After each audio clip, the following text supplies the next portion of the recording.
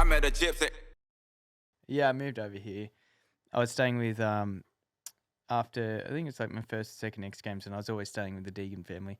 And then I got a house, uh, moved over here with intention to, because I'd just kind of stay with them, come over, and then I moved with intention to stay here for a longer period. And then I just get homesick. It's pretty much as I'm good for like 2 weeks, and then I start to get That's your homesick. limit. That's my limit. So when I had the house, I stayed in there, and then I'd find myself just staying in Deegan's guest house in the shop still, because I'd wake up early in the morning, just drive straight to and just build jumps or Yeah, you were just starting to work. fix something, or just change the oil on the tractor, or just do something, because just can't stand sitting still or being in town, or Yeah. yeah. What was the like? Did you hit it off with Deegan straight away? Because you guys are still really good friends to this day. Yeah. I always got on good with him, and he's helped me out. So like, he's a very, very selfless person. Like, he will do.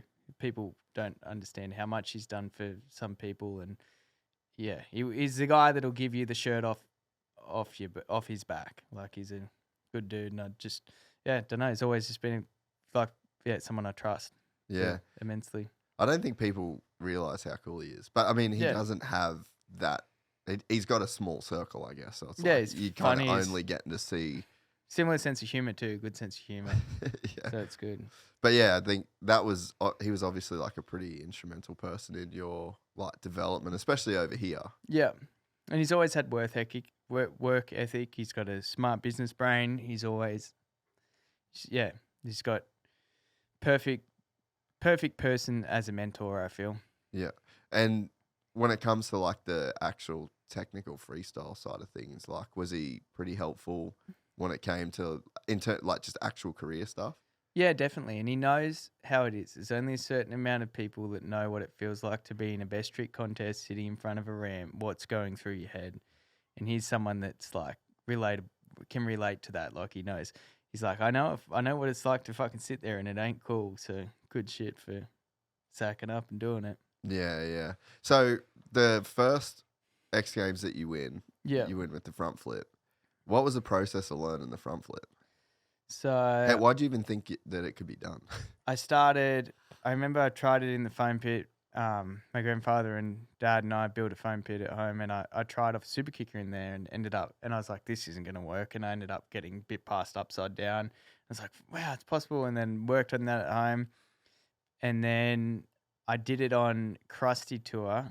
I signed up. This Cairns is going to get a plug here. Yeah, I was there, dude. And I did the whole Krusty Tour, and I crashed every single time. I think there was like 11 stops on this tour, and I had the ramp at like 90 feet. And I was going wide open second gear, hitting the ramp, going fronty, and I was just kept landing every time because both wheels are locked up. So I don't know, I was just not quite getting it landing back wheel heavy, and I was getting fucking pumped. Like, I don't know how I didn't break anything. How's that work? When you sign up for Krusty Tour, you basically say, like, I'm going to do this trick every night, basically. Yeah, pretty much every night for however long it was. And I was on a good wicket, so I was chilling. And and I got through, and then, we get to Cairns, and that was the first one I landed. I crashed like however many there was before that in the tour, and rode one away. Fucking Cairns. Fucking That was a Cairns. wild night after that too. Oh, I can't remember much of my life. Yeah, I do. Me and Sheeny. Yeah. There was like the after party was at Gilligan's. Yeah. In town, and we got kicked out of that. And then he's like, bro, I'm in the fucking show. Like, I can't get kicked out of like the after party for the thing that I'm in. Yeah. So then I was like, dude, fuck it. There's a club upstairs that has a balcony. And there was like this huge tree in the beer garden out the back there. Yeah. And I was like, we'll go to this club and then we'll jump on the fucking tree. Yeah. And then we'll go down. She's like, perfect. So we ran out the front, got up there, fucking blind. And then he's jumped off the balcony first. And then he's just just slid down this massive big fig tree. Yeah. And then I have gone behind him, and then the Secchies had kind of wised up to it, and they just ripped me off the fucking tree, bro. Threw me on the ground and literally just skull dragged me out of the club. So that ended me right there. But I remember that front flip actually. Yeah. So that was that, and then I sent that to X Games. Got into got it, and an X Games said we don't want to have anything to do with it because Jim DeChamp tried. Remember, he had the bike with the short forks. Yes. And he tried it that year, and then he crashed. He got hurt, and then Paris Rosen, another guy, he came in the next year, and he landed completely upside down. That's right. And he got fucked up bad, like he nearly died.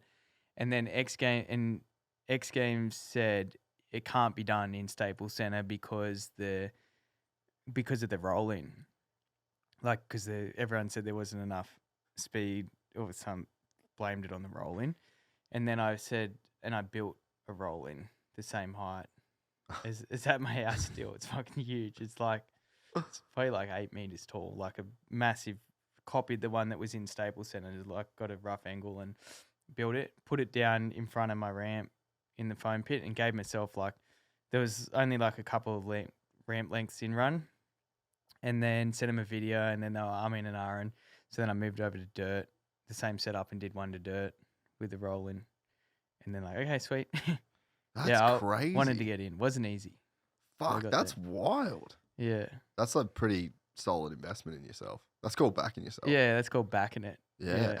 So how was the ramp? Like, was that when you had the funky ramp with like the kicker thing on it, or was that only at Nitro? I never fucked with that. Yeah, okay.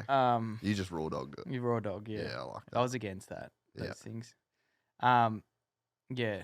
It was just a normal standard free ride, or Aussie Comp free ride, whatever they're called. If you enjoyed this content, please like and subscribe. And to listen to the full 3-hour podcast, search Gypsy Tales in your favorite podcast platform or click the link in the description below. Gypsy Gang.